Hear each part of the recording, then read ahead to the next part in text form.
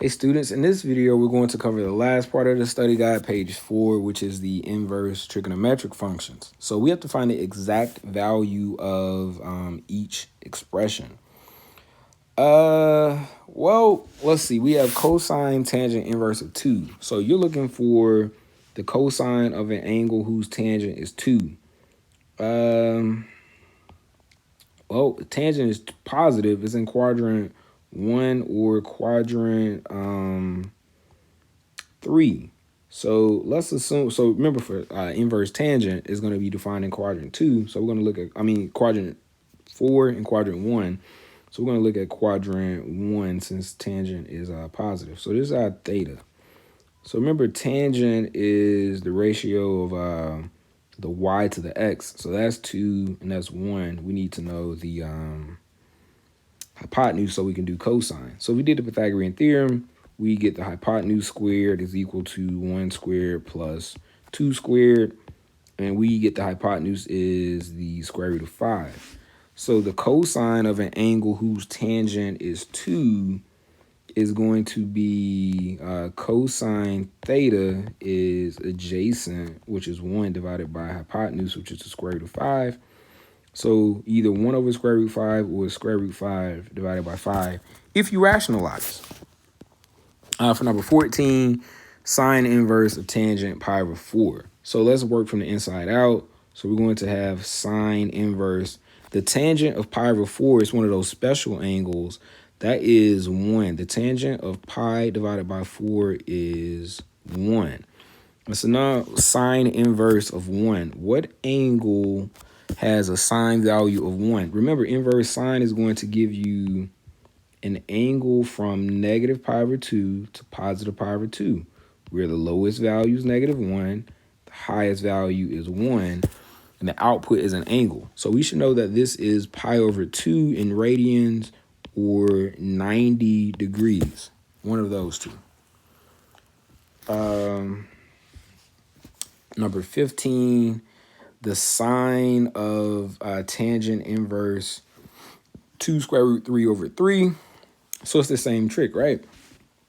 We make a triangle. So tangent's positive. You know what? Let's make it slightly different. Let's make it negative 2 square root. It won't matter. Just leave it positive. Doesn't matter. So theta is going to be in quadrant 1 again because the tangent value is positive, and inverse tangent is going to give us an angle that's in quadrant 1. So we're going to say this is our theta. So that side is 2 square root 3. This side is 3. Figure not drawing the scale. Figure not drawing the scale. So hypotenuse is going to be 3 squared plus 2 square root 3 squared, which is 9 plus 4 times 3 is 12. So 21. So I'm sorry, 8 squared. So 8 squared is that. So h is the square root of 21. So the sine is going to be, so sine theta is 2 square root 3 divided by the square root of 21, which, all right, let's jump into some algebra 2 days. So 2 square root 3 divided by the square root of 3 times the square root of 7. They cancel, and we get 2 divided by the square root of 7, or 2 square root 7 divided by 7. However you want to think about it. Number 16, sine of tangent inverse of 1. So this is one we can do directly because tangent of an angle that has a tangent of 1 is a special angle. This is asking you the sine of what angle has a tangent of 1 that is 45 degrees or pi over 4 in radians. So we're looking for the sine of pi over 4, which is the square root of 2 divided by 2. You could have worked it the way we did in number 15, and you still would have gotten the square root of 2 over 2. Actually, you would have gotten 1 over the square root of 2, and then you would have rationalized and gotten square root 2 over 2. They work the same way. All right, so 17 and 18, find all angles between 0 and 360 that satisfy the given condition. So sine x is equal to 1/8. So that means that sine inverse of 1/8 is equal to x. So just make sure your calculator is in degree mode and do the inverse trig function. So we're going to have, mine's already in degree mode. So we want to do sine inverse 1 divided by 8. That is 7 point, you know what, we'll do 2 decimal places for this. We're feeling good. So 7.18 degrees is equal to x. So that's one place where sine is positive. Remember, sine is also positive in quadrant 2.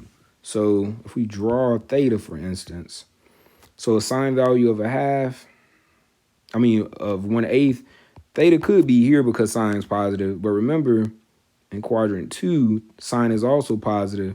So this could also be theta. We'll call it theta 2 or x or whatever. So to find that angle in quadrant 2, so we'll say theta 2 is equal to, or x2, however you want to call it.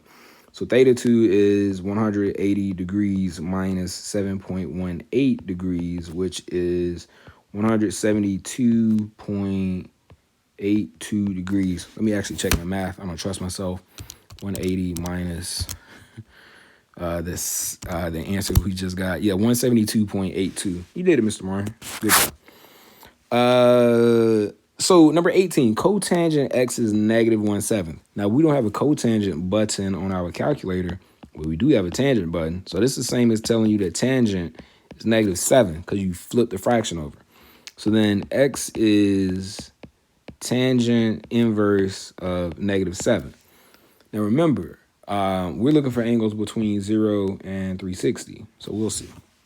So now if we put that in the calculator, so we're going to get x equals tangent inverse of -7. So we're going to do tangent inverse -7. In degrees, I get -81.87 degrees. So -81.87 degrees. All right, so that doesn't seem to really work because we need angles between 0 and 360. So the first thing that we're going to do is, so now remember tangent repeats every pi radians. So we're just going to add 180. So we're going to do, so we'll call this x 0, for instance. So then x1, the first angle that's between 0 and 360 is -81.87 plus 180 degrees, which who knows, plus 180 is 98.13 degrees. So 98.13 degrees. Now again, if we have to draw theta just so you can believe what I'm saying. So theta is we got -81.7 degrees. So that means that angle is like right here. So the slope of that line is negative, so we know the tangent value is negative. Now remember, tangent values repeat every 180 degrees because of these straight lines. So if we add 180, we get this angle here. That's the 98.13. But to get the other angle, we need to add 180 again. So we're going to do, the second one is 98.13 degrees plus another 180. We can do that in our heads. So let's go with 278.13. Yep. All right. So those are those two angles. Again, we added 180 once to get the angle between 0 and 360.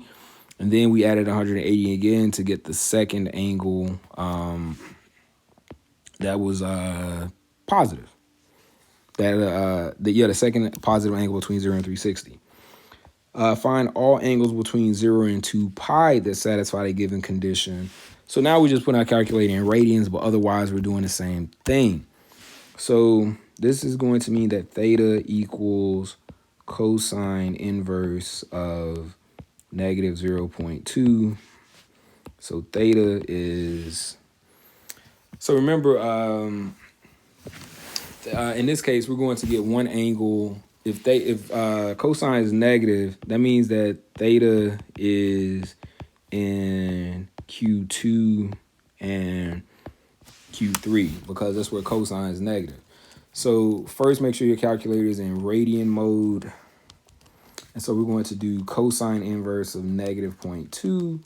I get 1.77 in radians. Let's go with 1.7722.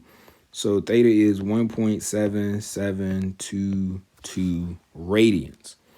So that's the angle that's in quadrant 2 because that's what cosine inverse is going to give us. So the theta that's in quadrant 3, remember, to get the angle that's in quadrant 3, we can we need to do well, let's see. So the theta that we get right here, actually, so we need our reference angle. That's actually going to be the better way. So the reference angle is, because theta is in quadrant 2, the reference angle is pi minus theta, which is pi minus 1.7722. So pi minus 1.7722. I get 1.3694 is 1.3694. That is the reference angle. So now to get the theta that's in quadrant 3, we want to just add that value to pi. So that's going to be pi plus 1.3694. So I get 4.51. That's it. It just rounds to 4.51. So that's 4.51. So again, to get the angle that's in quadrant 3, we needed the reference angle first. And the first angle, of course, fell in quadrant 2 because that was that's what cosine inverse gives us. And then the angle that's in quadrant 3, that is going to be theta plus the reference, pi plus the reference angle, which is 4.51. So for number 20, last one, cosecant theta equals 5. We don't have a cosecant button, but we do have sine. Sine is the reciprocal of cosecant, so sine theta is 1/5. Let's see. So sine of 0.5, not 0.5, 0.2 is 0.2014. So sine inverse of 0.2 is equal to theta, and so 0.2014 is equal to theta. So we know inverse sine is going to give us an angle that's in quadrant 1. Sine is also positive in quadrant 2. So then we need to do, this is already the reference angle because it's in quadrant 1. We'll make a note, already a reference angle. And so then the angle that's in quadrant 2, so we have theta in quadrant 2 is going to equal 180 degrees, or pi, minus our reference angle 0.2014. So we'll do second pi minus 0.2014.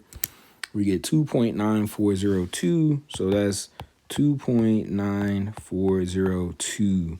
So those are our 2 angles. All right. That's the last part of the study, guys.